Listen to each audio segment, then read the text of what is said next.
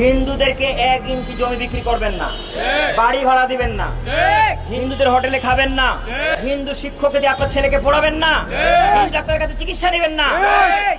এই বিষয়গুলো সামাজিকভাবে বয়কট করবেন আপনারা মুসলমান জনগণ জনগণ জনগণ। নেপালের থেকে আমাদের শিক্ষা নেওয়া উচিত, নিজেদের ধর্ম সংস্কৃতিকে কি করে রক্ষা করতে হয় শেখা উচিত। কিভাবে সেখানকার যুব সমাজ ধর্ম রক্ষা করতে পথে নেমেছে দেখুক ভারতের হিন্দু সম্প্রদায়ের মানুষ। আমি মোদির জীবন কেড়ে নেব, আমি যোগীর জীবন কেড়ে নেব, আমি হিন্দুত্বের জীবন কেড়ে নেব।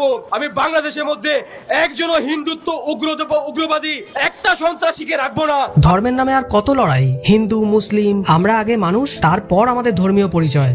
ঠিক বলেছেন। আমাদের প্রার্থনার ধরন আলাদা হতে পারে, উৎসব আলাদা হতে পারে, বিশ্বাস আলাদা হতে পারে, কিন্তু হাসি, চোখের জল, ভালোবাসা আর মায়ের জন্য সন্তানের চিন্তা এসব তো সবারই এক। মন্দিরের ঘন্টা আর মসজিদের আজান একে অপরের শত্রু নয়, শত্রু হলো সেই ঘৃণা যারা মানুষকে মানুষের থেকে দূরে সরিয়ে দেয়। একজন হিন্দুর বিপদে একজন মুসলিম এগিয়ে আসুক, একজন মুসলিমের বিপদে একজন হিন্দু পাশে দাঁড়াক, এই দৃশ্যটাই হোক আমাদের সব থেকে বড় পরিচয়। আর আমি শিওর এরকম দৃশ্য দেখলে ধর্ম নিয়ে রাজনীতি করা জানোয়ারগুলোর গাঁড় ফেটে হলুদ সুতো বেরিয়ে যাবে। আমি এদের একজনকেও বাংলাদেশের মধ্যে জীবিত থাকতে দেব না। আমি মরার জন্য আসি নাই, আমি প্রাণ নেওয়ার জন্য আসছি।